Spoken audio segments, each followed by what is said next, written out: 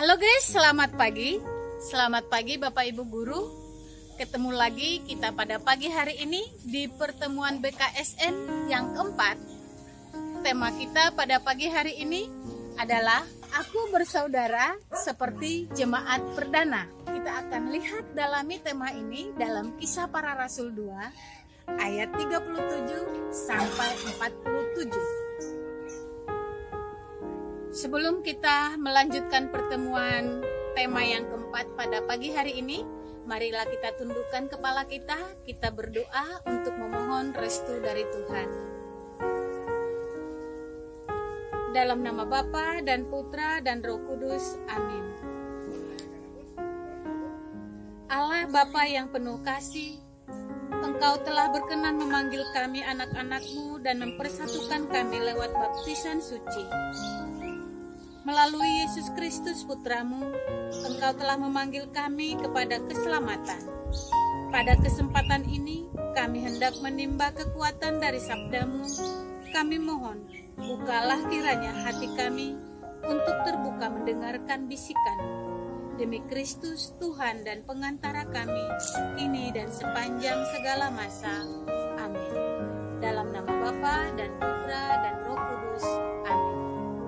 Baik, sebelum kita mendengarkan bacaan yang mau kita dalami pada pagi hari ini, tema hari ini mengajak kita untuk melihat keberadaan kita sebagai suatu persekutuan orang beriman yang telah dibaptis, yaitu anggota gereja Katolik.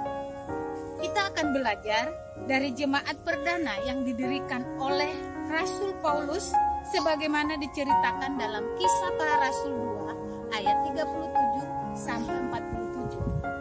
Sebagai murid-murid Kristus yang telah dipersatukan lewat baptisan, kita diajak untuk menata hidup secara lebih baik lagi, terutama dalam menghadapi tantangan di dunia zaman sekarang, khususnya di masa pandemik ini. Mari kita mendengarkan sabda Tuhan yang diajarkan melalui Rasul Paulus pada pagi hari ini yang akan membimbing kita untuk menjadi murid Kristus yang setia. Kita akan mendengarkan bacaan pada pagi hari ini. Bacaan diambil dari kitab Kisah Para Rasul. Ketika mereka mendengar hal itu, hati mereka sangat terharu. Lalu mereka bertanya kepada Petrus dan rasul-rasul yang lain, "Apakah yang harus kami perbuat, saudara-saudara?"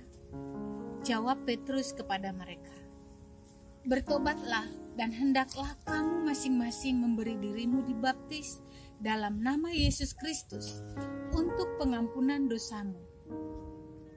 Maka kamu akan menerima karunia Roh Kudus. Sebab bagi kamulah janji itu, dan bagi anak-anakmu, dan bagi orang yang masih jauh, yaitu sebanyak yang akan dipanggil oleh Tuhan Allah kita." Dan dengan banyak perkataan lain lagi, ia memberi suatu kesaksian yang sungguh-sungguh dan ia mengancam dan menasihati mereka. Katanya, "Berilah dirimu diselamatkan dari angkatan yang jahat ini." Orang-orang yang menerima perkataannya itu memberi diri mereka dibaptis, dan pada hari itu juga jumlah mereka bertambah kira-kira 3.000 jiwa. Mereka bertekun dalam pengajaran rasul-rasul dan dalam persekutuan, dan mereka selalu berkumpul untuk memecahkan roti dan berdoa. Maka ketakutanlah mereka semua, sedang rasul-rasul itu mengadakan banyak mujizat dan tanda. Dan semua orang yang telah menjadi percaya tetap bersatu, dan segala kepunyaan mereka adalah kepunyaan bersama. Dan selalu ada dari mereka yang menjual harta miliknya, lalu membagi-bagikannya kepada semua orang sesuai dengan keperluan masing-masing. Dengan bertekun dan dengan sehati, mereka berkumpul tiap-tiap hari dalam bait Allah.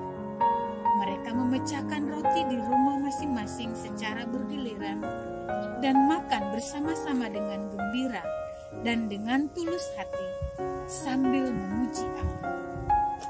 dan mereka disukai semua orang, dan tiap-tiap dari hari Tuhan menambah jumlah mereka dengan orang yang diselamatkan. Demikianlah sabda Tuhan. Syukur kepada Allah. Baik, mari kita dalami bacaan yang baru saja kita dengarkan dari Kisah Para Rasul 2 ayat 37 sampai 47 tadi. Pertanyaannya, setelah kita mendengarkan bagaimana kita menghidupi cara hidup jemaat perdana di zaman sekarang, apa yang akan kita lakukan? Apa yang sudah kita lakukan? Mengapa kita harus melakukannya? Apa yang membuat cara hidup jemaat perdana menarik untuk dihidupi sampai zaman sekarang? Orang Yahudi setelah mendengarkan khotbah Petrus menjadi terbuka hati dan bersedia untuk menerima Yesus. Mereka datang kepada Petrus dan menanyakan apa yang harus mereka lakukan. Ini adalah suatu sikap baru setelah sebelumnya mereka selalu berusaha untuk menolak Yesus dan juga membenci pengajarannya. Kesediaan mereka untuk tetap percaya kepada Yesus juga merupakan suatu bentuk keterbukaan untuk menerima karya keselamatan Allah yang dinyatakan lewat putranya Yesus Kristus. Di pertemuan yang pertama kita sudah mendengarkan bagaimana Allah itu adalah kasih. Pertemuan yang kedua kita melihat bahwa Yesus itu adalah Raja. Apa yang sudah saya perbuat kalau saya mengasihi, kalau saya merasa dikasihi Allah? Mengapa saya harus mengasihi Allah? Mengapa saya harus mengasihi diri saya? Mengapa saya harus mengasihi orang lain? Jawabannya sudah kita dengarkan, sudah kita resapi di pertemuan yang kedua. Nah, kepada mereka, maksudnya kepada jemaat perdana, kepada kita sampai saat ini, Petrus menunjukkan jalan pertobatan dan perubahan pola pikir dari pola pikir yang lama yang tidak memikirkan Yesus, yang tidak mengakui Yesus, yang tidak mau berbagi terhadap satu dengan yang lain, kepada pola pikir yang baru, yaitu mengakui bahwa Yesus itu adalah Tuhan, Yesus itu adalah Raja dan Penyelamat. Pertobatan adalah jalan mengatasi krisis yang melanda mereka selama ini. Pertobatan adalah jalan untuk mengatasi krisis iman, khususnya yang kita alami saat ini, khususnya di masa pandemi ini. Kita sering merasa Tuhan itu ada di mana, Allah itu ada di mana. Ketika kita ada dalam kegelapan, ketika kita ada dalam tantangan, atau ada dalam percobaan, atau ada dalam kesulitan. Sebab dengan ketertutupan mereka, karya keselamatan Allah tidak lagi mereka rasakan, tidak bisa dialami, diterima oleh orang. Ketertutupan itu adalah dosa. Ketertutupan hati kita untuk percaya kepada Tuhan Allah, Allah itu adalah kasih, membuat kita jauh dari Allah, membuat kita jauh tertutup di dalam dosa. Ketertutupan membuat mereka mengalami krisis. Ketertutupan kita membuat kita ada dalam kegelapan, ada dalam situasi pencarian, ada dalam pergumulan. Maka pola pikir yang baru yang Petrus tawarkan adalah jalan pertobatan dari semua pola pikir lama itu. Dengan itu, mereka dapat menemukan kembali identitas mereka sebagai anak-anak Allah yang berhak untuk menerima keselamatan dari Allah. Nah, dalam pertemuan ini kita belajar dari jemaat perdana. Kita belajar beberapa hal dari cara hidup jemaat perdana. Yang pertama, kita bertekun dalam pengajaran para rasul. Kita bertekun khususnya dalam sebulan ini membaca, merenungkan kitab suci. Kita belajar melalui pertemuan baik itu secara online ataupun seperti yang kita lakukan saat ini secara keluarga besar SMP Talenta merenungkan perlahan-lahan tema demi tema melalui video yang kita buat untuk bisa merasakan menimba inspirasi bagaimana kita belajar dari cara hidup jemaat perdana. Yang kedua, hidup dalam persekutuan. Hidup dalam persekutuan mungkin yang lebih kecil dalam keluarga. Bagaimana kita membangun hidup doa bersama di dalam keluarga. Yang ketiga adalah bagaimana kita memecahkan roti bersama dan berdoa bersama. Mungkin ini kita prakteknya dalam keluarga, makan bersama, kita mulai dengan doa bersama, atau sebelum tidur kita melakukan doa bersama, doa keluarga. Dan yang keempat yang bisa kita pelajari dalam cara hidup jemaat perdana adalah kita perlu saling berbagi. Dikatakan di sana tadi mereka menjual harta milik mereka dan memberikannya, meletakkannya di atas kaki para rasul untuk dibagikan sesuai dengan kebutuhan anggota jemaat tersebut. Ini yang keempat, sebagai murid Kristus kita diingatkan di pertemuan yang kedua bagaimana kita berbagi satu dengan yang lain. Nah, yang kelima, yang terakhir, mengapa cara hidup jemaat perdana itu sampai saat ini diminati oleh orang banyak, oleh orang-orang di sekitarnya adalah kita selalu bersukaria bersama dengan orang lain tanpa peduli agamamu apa, sukumu apa, maupun statusmu apa. Nah, dengan demikian kita menarik diri dari diri kita sendiri untuk selalu menyadari bahwa kita adalah makhluk sosial yang selalu membutuhkan orang lain.